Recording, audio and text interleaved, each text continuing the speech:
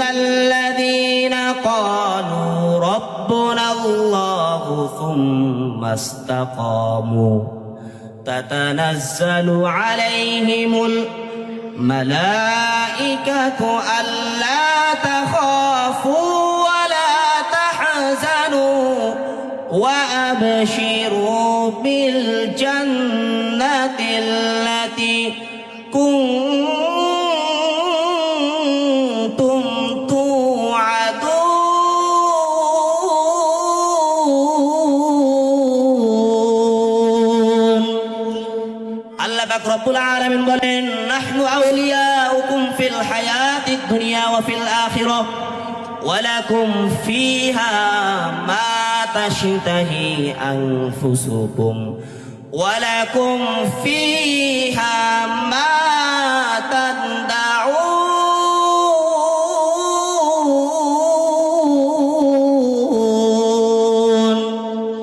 আল্লাহ পাক বলেন, নিশ্চয়ই যারা বলবে ইন্নাল্লাযীনা ক্বালু রাব্বুনাল্লাহ, আমাদের রবকে, আরো আওয়াজ দিয়ে বলেন রবকে।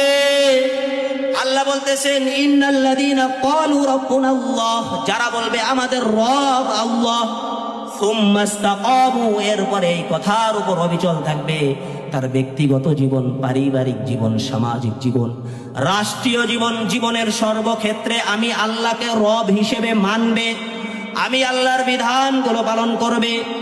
তাতানাজ্জালু আলাইহিমুল মালাইকাতু আল্লা তাখাফু ওয়া লা তাহজানু, যখন এই বান্দার মৃত্যুর সময় হয়ে যাবে, তখন আসমান থেকে আমি আল্লাহ এই বান্দার জন্য রহমতের হাজার হাজার ফেরেশতা তার কাছে আমি আল্লাহ পাঠিয়ে দিব। সুবহানাল্লাহ। ফেরেশতারা এসে বলবে, আল্লাহ তাখাফু ওয়া লা তাহজানু, ও ইমানদার বান্দা, তোমার কোনো ভয় নাই, তোমার কোনো পেরেশানি নাই।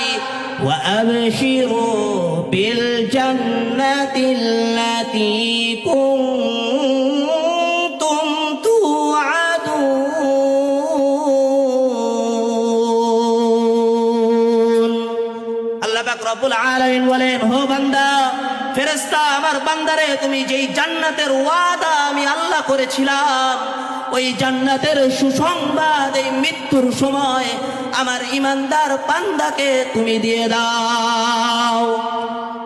আল্লাহ পাক রব্বুল আলামিন বলেন, যখন ওই বান্দা তখন পেরেশান হয়ে যাবে, ফেরেশতারা বলবে, নাহনু আউলিয়াউকুম ফিল হায়াতিদ দুনিয়া ওয়া ফিল আখিরাহ, ও ইমানদার বান্দা, পেরেশান হওয়ার কোনো কারণ নাই, আমরা ফেরেশতারা এখন থেকে এই দুনিয়া এবং আখিরাতে তোমার বন্ধু হয়ে গেলাম। সুবহানাল্লাহ।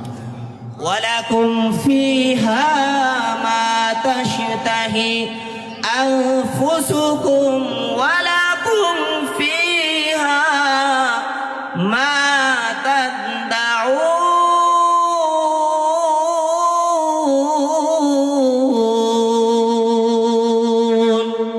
আল্লাহ পাক রব্বুল আলামিন বলেন, শুধু তাই নয় বান্দা, দুনিয়ায় তোমার ক্ষমতা থাকার পরেও তুমি টেন্ডারবাজি করো নাই, ক্ষমতা থাকার পরেও তুমি মানুষের গলায় ছুরি ধরে চাঁদাবাজি করো নাই, ডাকাতি করো নাই, সম্পদ অবৈধভাবে তুমি উপার্জন করো নাই। কাজেই মন চাহি জিন্দেগি বাদ দিয়ে আমি রব চাহি জিন্দেগি দুনিয়ার মধ্যে তুমি যাপন করেছো।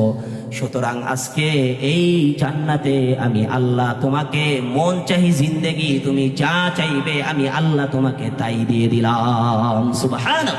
আরে মরণ থেকে কেউ পালায়ন করতে পারে নাই, ফেরাউন পারে নাই, নমরুদ পারে নাই, আবু জেহেল পারে নাই, আবু লাহাব পারে নাই।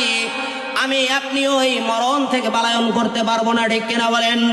আল্লাহ পাক রব্বুল আলামিন এবার সূরাতুত তাকাসুরের মধ্যে বলতেছেন, কাল্লা সাউফা তা'লামুনা সুম্মা কাল্লা সাউফা তা'লামুন।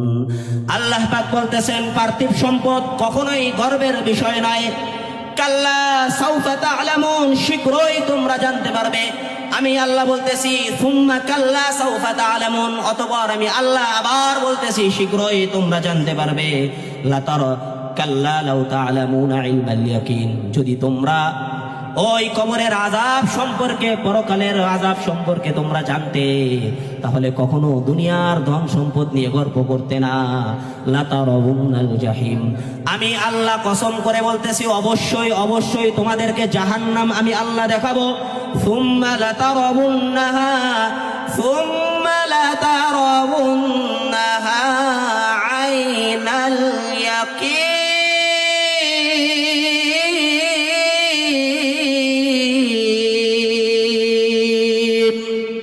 আল্লাহ পাক রব্বুল আলামিন বলেন, অবশ্যই অবশ্যই এই স্বচক্ষে আমি আল্লাহ কবরের আযাব তোমাদেরকে দেখাবো। ও দুনিয়ার মুসলমান, সূরাতুর রহমানের মধ্যে আল্লাহ পাক রব্বুল আলামিন 26 এবং 27 নম্বর আয়াতের মধ্যে বলেন, কুল্লু মান আলাইহা ফান ওয়া ইয়াবকা ওয়াজহু রাব্বিকা যুল জালালি ওয়াল ইকরাম।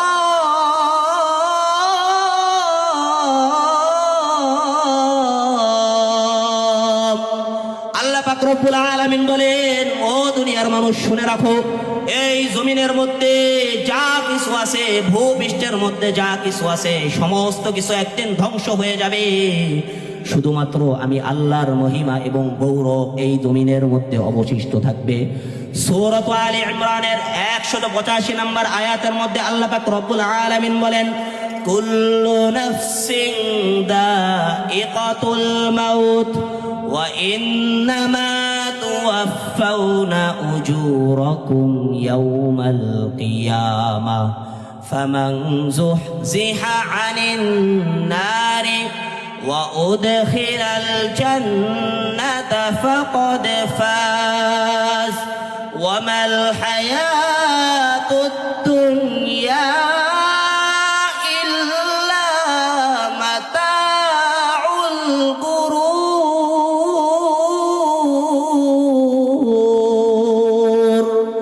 আল্লাহ পাক রব্বুল আলামিন বলেন, সকল প্রাণী আমি আল্লাহ দুনিয়ার মধ্যে যত প্রাণী সৃষ্টি করলাম, আসমান এবং জমিনের মধ্যে, সমুদ্রের মধ্যে, মাটির তলদেশে যত প্রাণী আছে, সবাইকে মৃত্যুর স্বাদ আস্বাদন করতে হবে।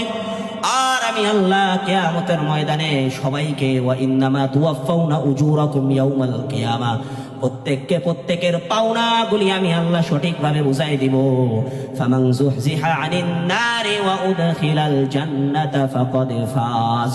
সুতরাং যেই ব্যক্তি দুনিয়ার মধ্যে আমলের মাধ্যমে জাহান্নাম থেকে নিজেদেরকে রক্ষা করে জান্নাতের মধ্যে প্রবেশ করাইতে পারলো, ফাকাদ ফাজ, ওই ব্যক্তি আল্লাহর কাছে সফল হয়ে গেল।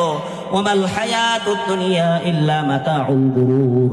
ও দুনিয়ার মানুষ, দুনিয়াকে এত প্রাধান্য দিতেছো, দুনিয়ার চাকচিক্য ক্ষমতাকে, জেনে রাখো এই দুনিয়া ধোঁকা ছাড়া আর কিছুই না। ঠিক কিনা বলে? কে ছিলেন মুসআব ইবনে উমাইর? মুসআব ইবনে উমাইর ছিলেন মক্কার একজন ধনী ব্যক্তি। এমন সুদর্শন একজন যুবক ছিলেন, যেই সুদর্শন যুবক, যদি মক্কার শত শত যুবককে এক জায়গায় রাখা হয় আর মুসআব ইবনে উমাইরকে যদি সেখানে রাখা হয়, তাহলে 16 শত যুবকের চাইতেও দেখতে স্মার্ট ছিলেন মুসআব ইবনে উমাইর রাদিয়াল্লাহু তাআলা আনহু। সুবহানাল্লাহ, কেমন ধনী ছিলেন মুসআব ইবনে উমাইর! তৎকালীন সময়ে আরবের মধ্যে যদি কয়েকজন ধনী মানুষকে একত্রিত করা হয়, মুসআব ইবনে উমাইর ছিলেন লক্ষ লক্ষ টাকার মালিক, তার মা ছিলেন ধনী মানুষ। মুসআব ইবনে উমাইর, ও যুবক, তুমি কয় টাকার পোশাক পরো? একটা পোশাক আমরা 6 মাস, 1 বছর, 2 বছর পরি, কিন্তু মুসআব ইবনে উমাইর 200 দিরহাম দিয়ে একটা পোশাক কিনতেন। মাত্র 3 দিন পরিধান করার পর সেই পোশাকটা তিনি ফেলে দিতেন, আর পরতেন না। সুবহানাল্লাহ। এই যুবক একদম দেখলেন আল্লাহর নবী সাল্লাল্লাহু আলাইহি ওয়াসাল্লাম দারুল আরকামের মধ্যে কোরআন তেলাওয়াত করতেছেন। সাহাবী নবীজির কাছে যাওয়ার পর বললেন, হে চাচা মুহাম্মদ, আপনি কি তেলাওয়াত করেন? নবীজি বলতেছেন, আমি কোরআনুল কারীম তেলাওয়াত করি। ওই সাহাবী বলতেছেন, ইয়া রাসূলুল্লাহ, এত সুন্দর চমৎকার তেলাওয়াত আমি আজ পর্যন্ত আর শুনি নাই। আমিও এই কোরআন তেলাওয়াত করতে চাই। সুবহানাল্লাহ। এই আলোচনা বুঝতেছেন?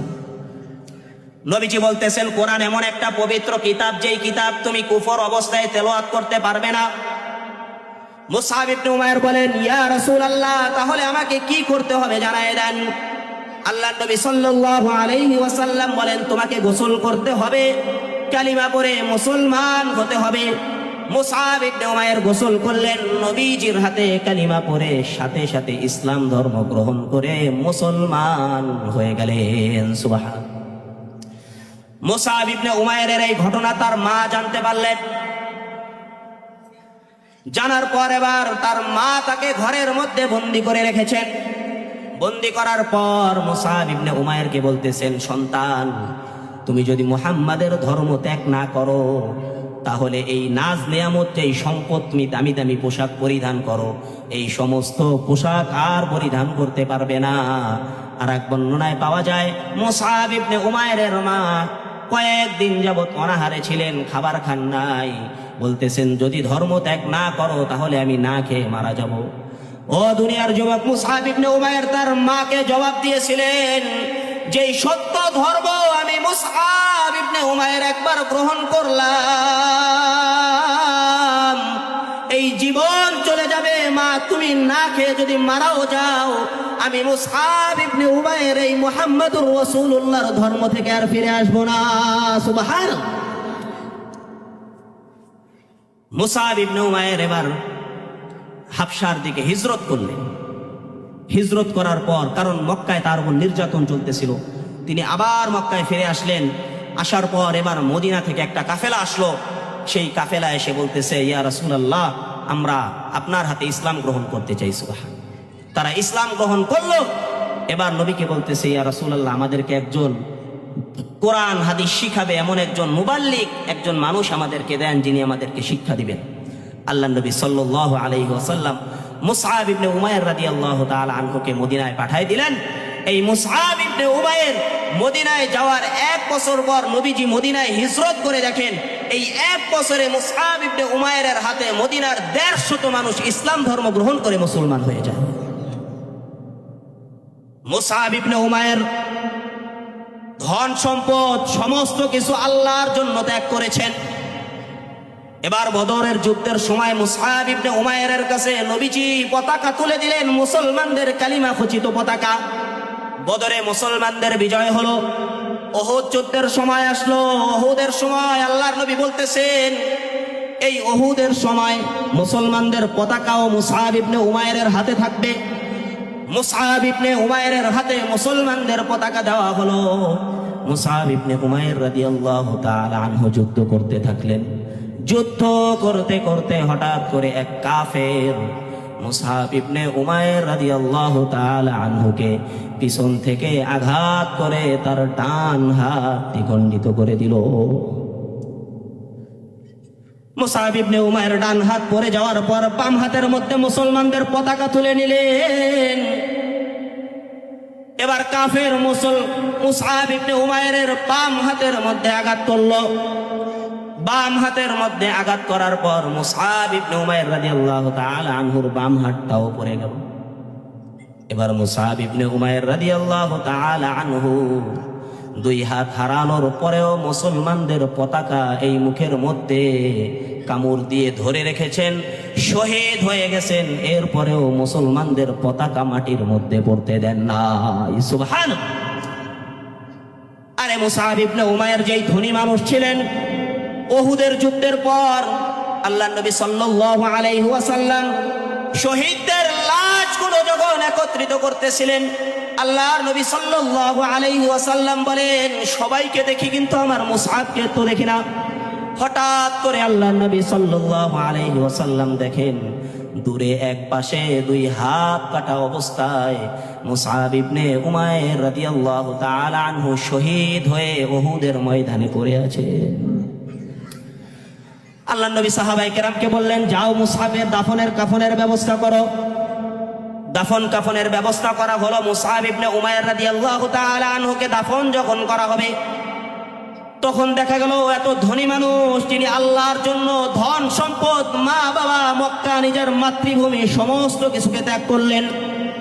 আল্লাহর নবী দেখেন কাফনের কাপড় দ্বারা যখন মুসআব ইবনে উমাইরের মাথা ঢাকা হয় তখন পা খালি থাকে, যখন পার দিকে কাফনের কাপড়টা টেনে দেওয়া হয় তখন মাথাটা খালি থাকে। আল্লাহর নবী বলতেছেন, ও সাহাবীরা, এই মুসআবকে তোমরা জানো যে 200 দিরহামের কাপড় পরিধান করত, 3 দিনের বেশি একটা কাপড় পরতো না। সেই মুসআব আজকে দাফনের কাপড় তার যথেষ্ট পরিমাণ হচ্ছে না। যাও তোমরা মুসআবের মাথার দিকে কাপড়টা টেনে দাও, পায়ের মধ্যে ঘাস দিয়ে তার পা ঢেকে দাও। সাহাবায়ে কেরাম কান্না করতেছেন। আল্লাহর নবী সাল্লাল্লাহু আলাইহি ওয়াসাল্লাম ডাক দিয়া বললেন, কান্না করার কোনো কারণ নাই, কারণ আমি দেখতেছি আল্লাহ পাক রব্বুল আলামিন আমার সাহাবী মুসআব ইবনে উমাইরকে শহীদ হিসেবে কবুল করে জান্নাতে এমন পুরস্কার তাকে দিবেন যার কথা তোমাদের কাছে বর্ণনা করে শেষ করতে পারবো না। সুবহান। যুবক, এইরকম ধনী মানুষ তারা ইসলামের জন্য পরকালের চিন্তায় দুনিয়া টাকা পয়সা সমস্ত কিছু ত্যাগ করেছেন, বিনিময়ে আল্লাহ তাদেরকে জান্নাতের মেহমান হিসেবে কবুল করে নিয়েছেন। সুবহান। এমন ব্যক্তিদের সম্পর্কে আল্লাহ পাক রব্বুল আলামিন কুরআনুল কারীমে সূরাত হামিম সিজদার 30, 31, 32 নম্বর আয়াতের মধ্যে বলেন, আমি আল্লাহ পাক রব্বুল আলামিন রূহের জগতে তোমাদের থেকে আমি ওয়াদা নিয়েছিলাম, আলাস্তু বিরব্বিকুম, আমি কি তোমাদের রব নয়? ক্বালু বালা, তোমরা সকলেই বলেছিলে আপনি আমাদের রব। আল্লাহ বলতেছেন, রূহের জগতে যেমন তোমরা স্বীকৃতি দিয়েছিলে, এই দুনিয়ার মধ্যেও যদি আমি আল্লাহকে রব বলে স্বীকৃতি দাও, আমি আল্লাহর রব বলে স্বীকৃতি দেওয়ার উপর মৃত্যু পর্যন্ত অবিচল থাকো, তাহলে কি পুরস্কার আমি আল্লাহ তোমাদেরকে দান করব? আল্লাহ বলেন, ইন্নাল্লাযীনা ক্বালু রাব্বুনাল্লাহু সুম্মা ইসতাকামু তাতানাজ্জালু আলাইহিমুল মালাঈকাতু আল্লা তাখাফু ওয়া লা তাহজানু ওয়া আবশিরু বিল জান্নাতিল্লাতী কুনতুম তুআদুন। আল্লাহ পাক রব্বুল আলামিন বলেন, নাহনু আউলিয়াউকুম ফিল হায়াতিদ দুনিয়া ওয়া ফিল আখিরাহ ওয়া লাকুম ফিহা মা তাশতাহি আনফুসুকুম ওয়া লাকুম ফিহা মা তাদউন।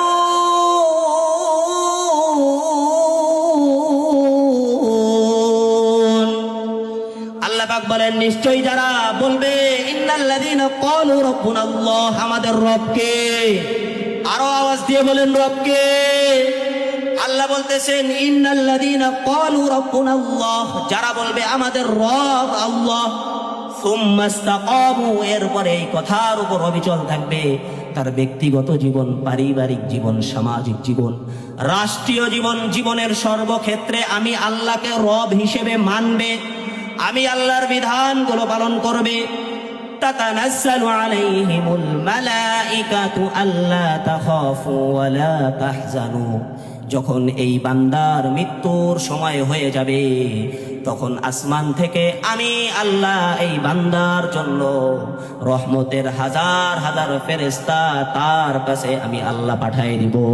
সুবহানাল্লাহ।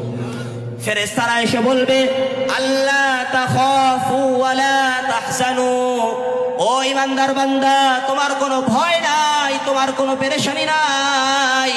ওয়া আবশিরু বিল জান্নাতিল্লাতী কুনতুম তুআদুন।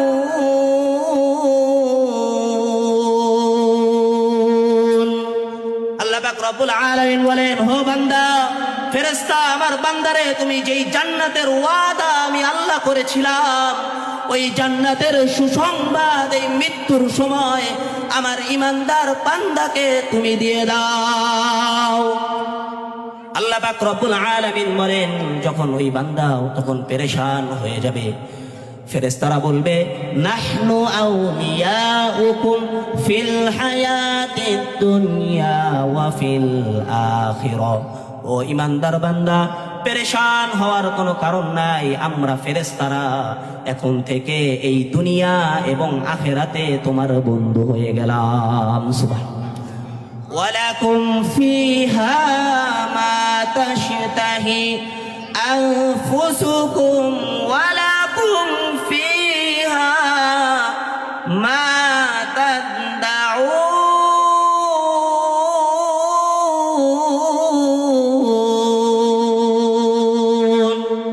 আল্লাহ পাক রব্বুল আলামিন বলেন, শুধু তাই নয় বান্দা, দুনিয়ায় তোমার ক্ষমতা থাকার পরেও তুমি টেন্ডারবাজি করো নাই, ক্ষমতা থাকার পরেও তুমি মানুষের গলায় ছুরি ধরে চাঁদাবাজি করো নাই, ডাকাতি করো নাই, সম্পদ অবৈধভাবে তুমি উপার্জন করো নাই।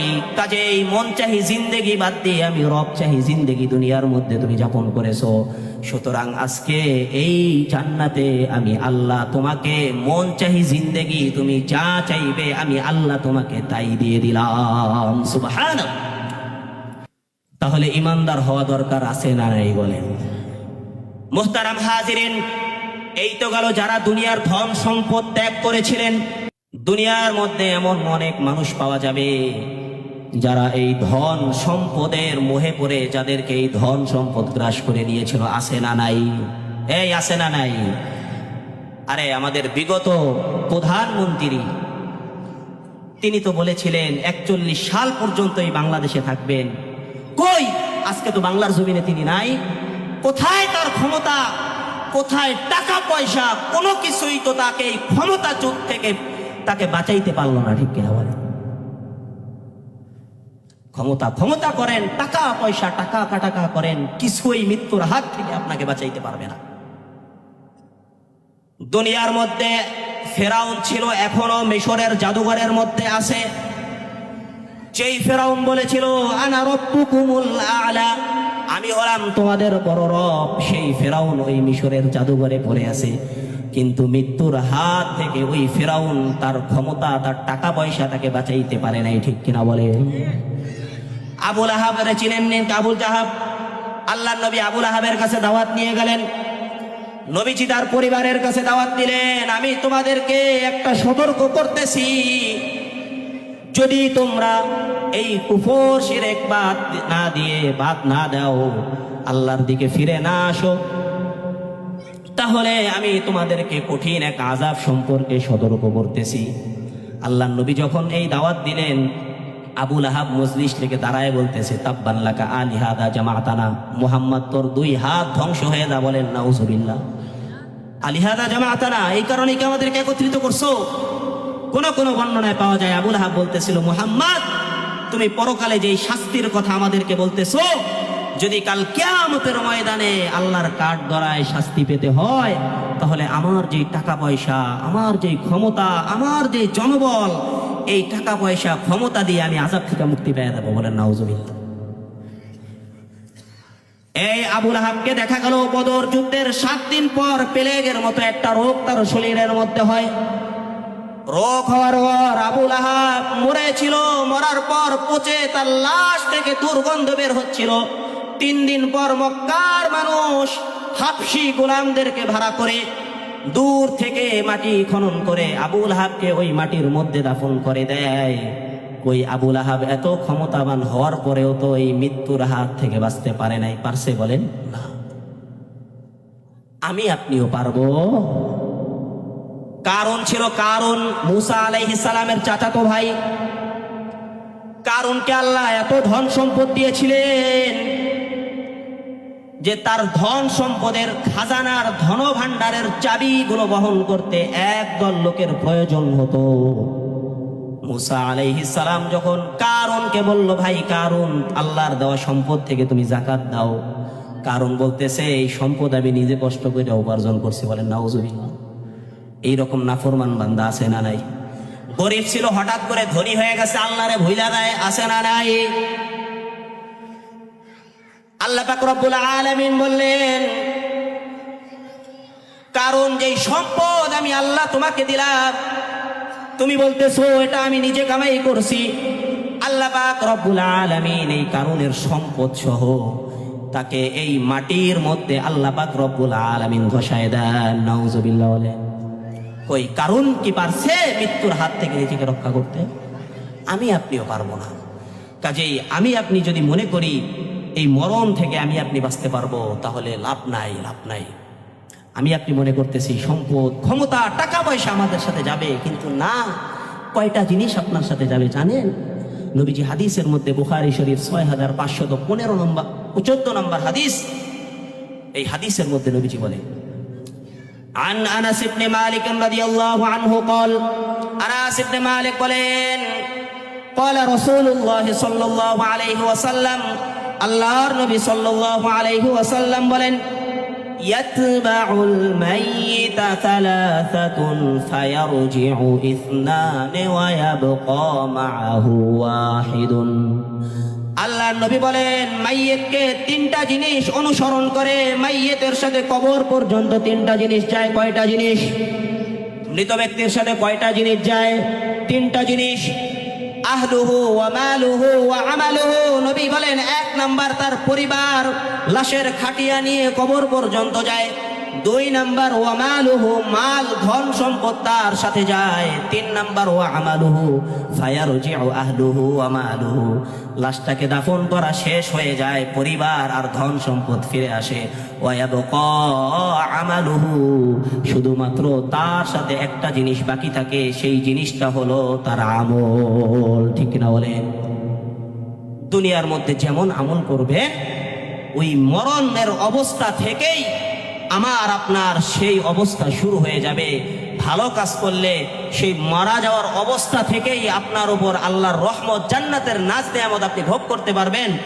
আর যদি আপনি বক্কার হন, তাহলে মরণের অবস্থাটা হবে আপনার খুব ভয়াবহ। কবি বলেন, মৌত কো সমঝা হে গাফেল, मौत को समझा है गाफिल, इख्तितामे जिंदगी दर हकीकत मौत तेरे इब्तिदाए जिंदगी। यहाँ हम सब मुसाफिर हैं, यहाँ हम सब मुसाफिर है, वही आखिर ठिकाना, कोई आगे रवाना है, कोई पीछे रवाना। कैसे कैसे ताजदारो, कैसे कैसे ताजदारो बादशाह चल बसे,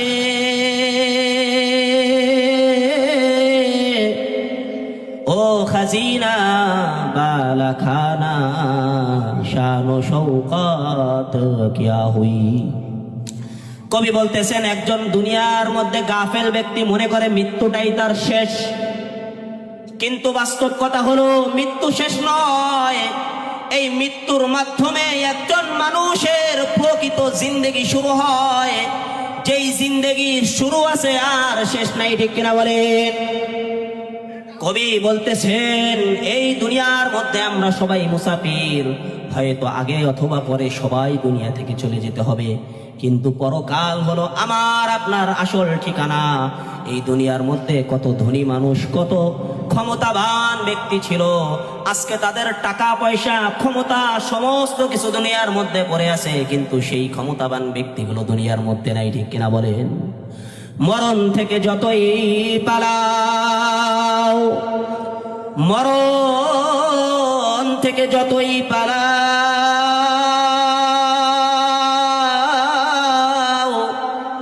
মরণ তোমায় লইবে ঘিরি, যদিও সুদূর আকাশ পানে পালাও সেথায় লাগায় সিঁড়ি। আরে মরণ থেকে কেউ পালায়ন করতে পারে নাই। ফেরাউন পারে নাই, নমরুদ পারে নাই, আবু আবু জেহেল পারে নাই, আবু লাহাব পারে নাই, আমি আপনি ওই মরণ থেকে পলায়ন করতে পারবো না, ঠিক কিনা বলেন? আল্লাহ পাক রব্বুল আলামিন এবার সূরাতুত তাকাসুরের মধ্যে বলতেছেন, কাল্লা সাউফা তা'লামুনা সুম্মা কাল্লা সাউফা তা'লামুন। আল্লাহ পাক বলতেছেন পার্থিব সম্পদ কখনোই গর্বের বিষয় নয়। কাল্লা সাউফা তা'লামুন, শীঘ্রই তোমরা জানতে পারবে। আমি আল্লাহ বলতেছি সুম্মা কাল্লা সাউফা তা'লামুন, অতঃপর আমি আল্লাহ আবার বলতেছি শীঘ্রই তোমরা জানতে পারবে। লাতারা কাল্লা লাউ তা'লামুনা ইলমাল ইয়াকিন, যদি তোমরা ওই কবরের আযাব সম্পর্কে, পরকালের আযাব সম্পর্কে তোমরা জানতে, তাহলে কখনো দুনিয়ার ধন সম্পদ নিয়ে গর্ব করতে না। লাতারাউনাল জাহিম, আমি আল্লাহ কসম করে বলতেছি অবশ্যই অবশ্যই তোমাদেরকে জাহান্নাম আমি আল্লাহ দেখাবো। সুম্মা লাতারাউন্নাহা সুম্মা লাতারাউন্নাহা আইনাল ইয়াকিন।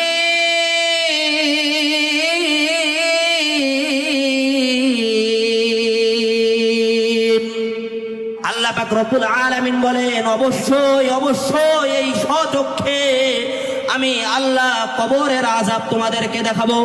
ও দুনিয়ার মুসলমান, সূরাতুর রহমানের মধ্যে আল্লাহ পাক রব্বুল আলামিন 26 এবং 27 নম্বর আয়াতের মধ্যে বলেন, কুল্লু মান আলাইহা ফান ওয়া ইয়াবকা ওয়াজহু রাব্বিকা যুল জালালি ওয়াল ইকরাম।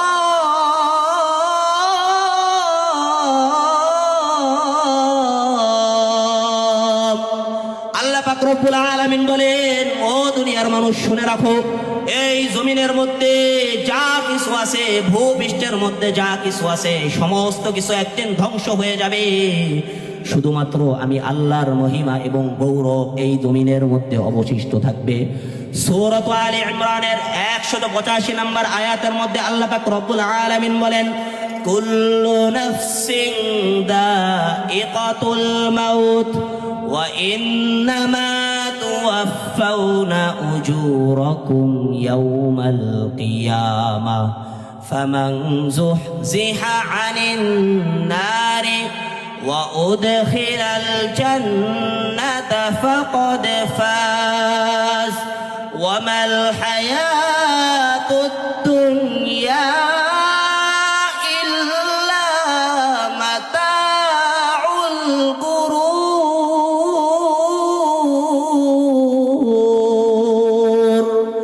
আল্লাহ পাক রব্বুল আলামিন বলেন, সকল প্রাণী আমি আল্লাহ দুনিয়ার মধ্যে যত প্রাণী সৃষ্টি করলাম, আসমান এবং জমিনের মধ্যে, সমুদ্রের মধ্যে, মাটির তলদেশে যত প্রাণী আছে সবাইকে মৃত্যুর স্বাদ আস্বাদন করতে হবে।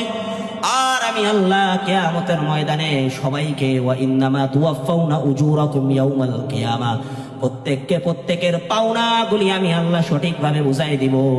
ফামান যুহজিহা আনিন নারি ওয়া উদখিলাল জান্নাতা ফাকাদ ফাজ, সুতরাং যেই ব্যক্তি দুনিয়ার মধ্যে আমলের মাধ্যমে জাহান্নাম থেকে নিজেদেরকে রক্ষা করে জান্নাতের মধ্যে প্রবেশ করাইতে পারলো, ফাকাদ ফাজ, ওই ব্যক্তি আল্লাহর কাছে সফল হয়ে গেল।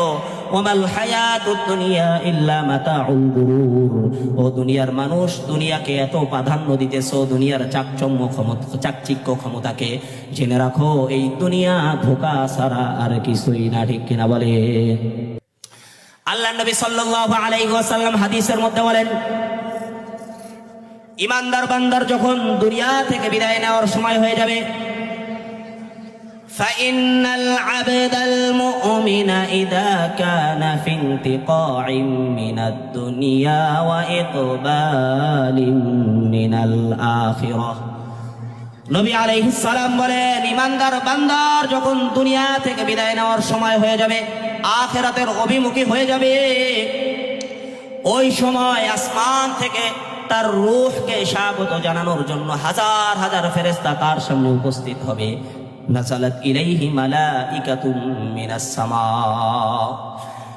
তাদের সাথে কি থাকবে? আল্লাহর নবী বলেন, বিতুল ওয়ুজুহ কাআন্না ওয়ুজুহাহুমুশ শামস, উজ্জ্বল চেহারা নিয়ে ইমানদার বান্দার সামনে হাজির হবে। কেমন যেন তাদের দিকে তাকাইলে মনে হবে সূর্যটা তার সামনে জ্বলজ্বল করে চমকাইতেছে। সুবহানাল্লাহ। ইমানদারের মৃত্যুটা কত সহজ হবে। তার সাথে থাকবে কি, মাহুম কাফনুম মিন আকফানিল জান্নাহ, ওই ফেরেশতারা জান্নাতের কাফন নিয়ে আসবে। ওয়া হানুতুম মিন হানুতিল জান্নাহ, তার সাথে জান্নাতের সুগন্ধি থাকবে। জান্নাতের কাফন আর সুগন্ধি নিয়ে যখন তারা উপস্থিত হয়ে যাবে, তখন ওই মালাকুল মাউত ফায়াজিউ ইলাইহি মালাকুল মাউত, তার সামনে মালাকুল মাউত মৃত্যুর ফেরেশতা উপস্থিত হয়ে যাবে। মালাকুল মাউত উপস্থিত হওয়ার পর এবার মালাকুল মাউত ওই ইমানদার বান্দাকে লক্ষ্য করে বলবে, ইয়া আইয়াতুহান নাফসুল হামিদাহ, হে প্রশংসিত আত্মা, উখরুজি ইলা রাব্বিকি রাদিন আনকা গদবা, ও প্রশংসিত আত্মা, তুমি এমন রবের দিকে বের হও যেই রব তোমাকে ক্ষমা করে মাফ করে দিয়েছে এবং তোমার উপর তোমার রব আল্লাহ সন্তুষ্ট আছেন। সুবহানাল্লাহ। তাসিলু কামা তাসিলুল কতরাতু মিন ফিস সিকা, নবী বলতেছেন ইমানদারের রূহটা আজরাইল কেমন ভাবে বের করবে, বলতেছেন একটা পাত্রের মধ্যে দেখেন পানি, এই পানিটা যদি আপনি ঢেলে দেন, পানির সর্বশেষ যেই ফোঁটাটা আস্তে করে বের হবে, নবীজি বলতেছেন ইমানদারের রূহটা শত সহজভাবে মালাকুল মাউত তার থেকে কবজ করে নেবেন। সুবহানাল্লাহ। এবার কবজ করার পর নবীজি বলতেছেন ওই ইমানদার বান্দার রূহকে স্বাগত জানানোর জন্য ইমানদারের চোখের দৃষ্টি যেই পরিমাণ যায়, হাজার হাজার ফেরেশতা তার রূহকে স্বাগত জানানোর জন্য রাস্তার দুই পাশে তারা সারিবদ্ধ হয়ে দাঁড়ায় যাবে। যখন মালাকুল মাউত ওই ব্যক্তির রূহটাকে কবজ করে ফেলবে, তখন ওই ফেরেশতারা বলবে আমাদের কাছে তার রূহটা দিয়ে দেন। রূহটা দেওয়ার পর তারা জান্নাতের কাফনের মধ্যে পেঁচাইবে, পেঁচানোর পর জান্নাতের সুঘ্রাণ তারা ওই লাশের মধ্যে লাগাইবে। লাগানোর পর ফায়াসঈদুনা ইলাস সামা, ওই আসমানের দিকে উঠতে থাকবে। হঠাৎ করে আর একটা ফেরেশতা দলের সাথে দেখা হবে। ওই ফেরেশতারা বলবে তোমরা কার লাশ নিয়ে যাও?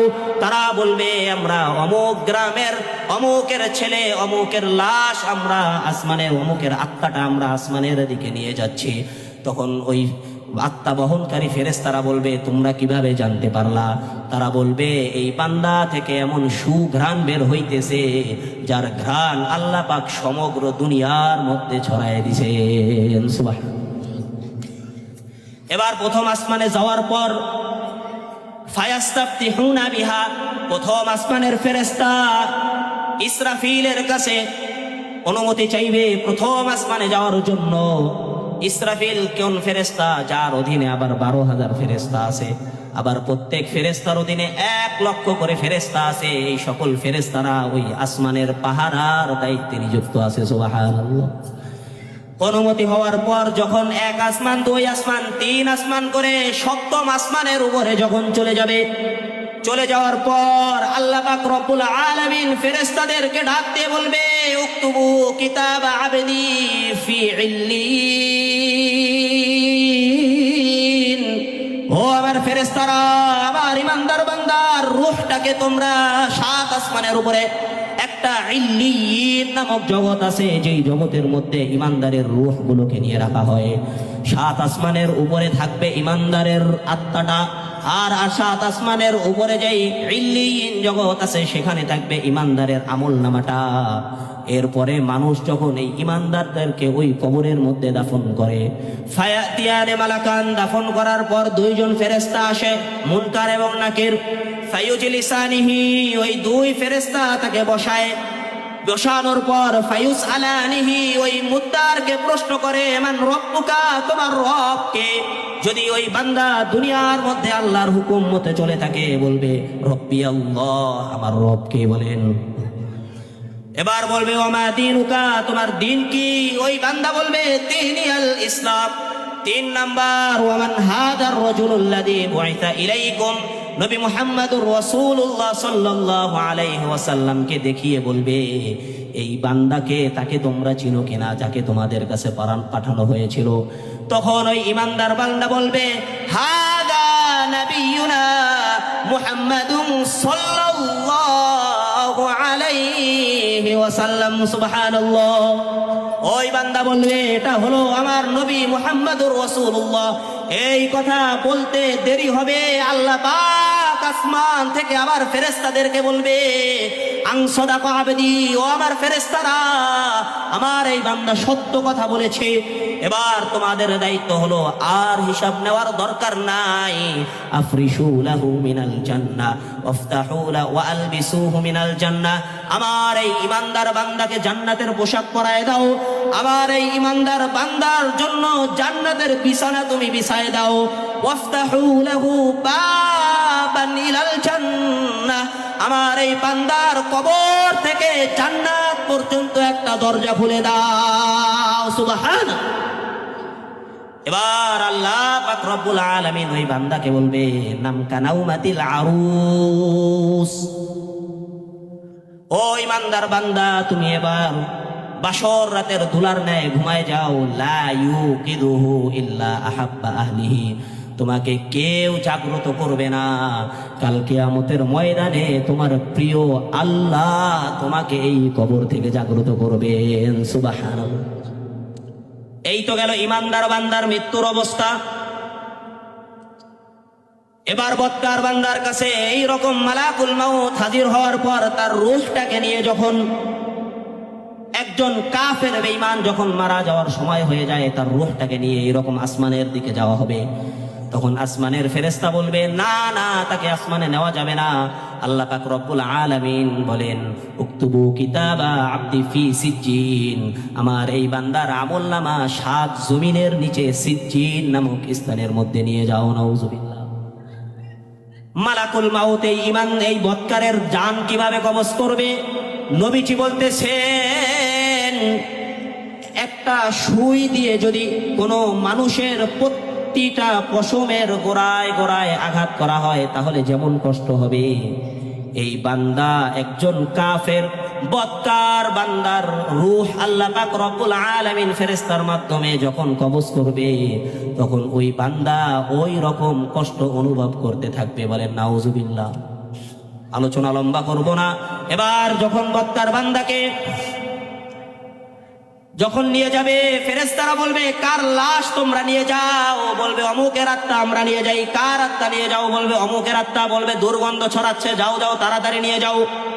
এরপরে যখন তার দেহটাকে আমরা কবরের মধ্যে রাখবো, কবরের মধ্যে রাখার পর তখন ওই ফেরেশতা এসে তাকে প্রশ্ন করবে, মান রব্বুকা ওয়া মা দীনুকা ওয়া মান হাদার রাজুলুল্লাযী বুইতা ফীকুম। এই প্রশ্ন করার পর ওই বদকার বান্দা বলবে, হা হা লা আদরি, আমি কিছুই জানি না। তখন আল্লাহ পাক রব্বুল আলামিন বলবে, আনকাযাবা আবদি, আমার বান্দা মিথ্যা কথা বলে।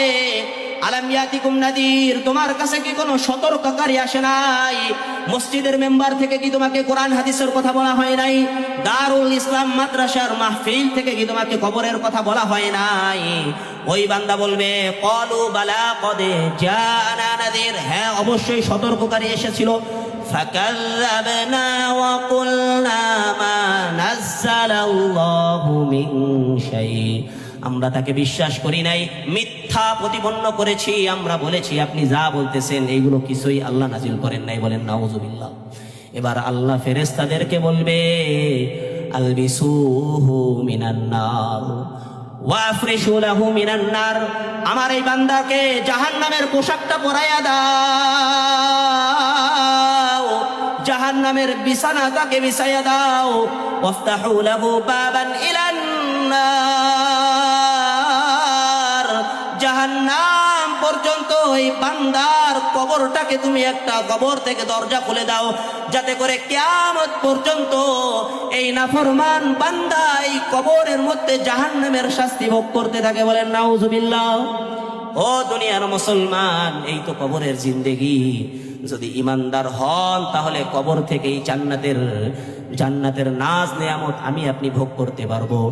আর যদি বদকার হয়ে জাহান্নাম বৎকার হয়ে কবরের মধ্যে যান, তাহলে ওই কবর থেকেই যে আযাব শুরু হবে, সেই আযাব আপনাকে জাহান্নাম পর্যন্ত আযাব হবে, ওই আযাব আর কোনোদিন শেষ হবে না। ঠিক কিনা বলেন? কাজেই দুনিয়ার মধ্যে আল্লাহর হুকুম মেনে চলবো তো আমরা। আল্লাহ পাক রব্বুল আলামিন আমাদের সবাইকে তার নেককার বান্দা হওয়ার তৌফিক দান করুক। সবাই বলেন আমিন। আমরা যেন ইমানদার বান্দা হয়ে জান্নাত দুনিয়া থেকেই কামাই করতে পারি, আল্লাহ পাক তৌফিক দান করুক। আমাদের যাদের জিন্দেগির মধ্যে গুনাহ আছে, না বুঝে না করে খারাপ পথে আছি, আমরা তওবা করে ফিরে আসি, আল্লাহ পাক আপনার জিন্দেগির সমস্ত গুনাহগুলিকে মাফ করে দিবেন। সুবহানাল্লাহ। তাহলে যা কিছু বললাম, আল্লাহ পাক এই পরকালের কথা চিন্তা করে আল্লাহ পাক আমাদের সবাইকে এই বিষয়গুলোর উপর আমল করে বাকিটা জিন্দেগি যাপন করার তৌফিক দান করুক। সবাই বলেন আমিন। ওয়া আখিরু দাওয়ানা আনিল হামদুলিল্লাহি রাব্বিল আলামিন। আসসালামু আলাইকুম ওয়া রাহমাতুল্লাহি ওয়া বারাকাতুহু।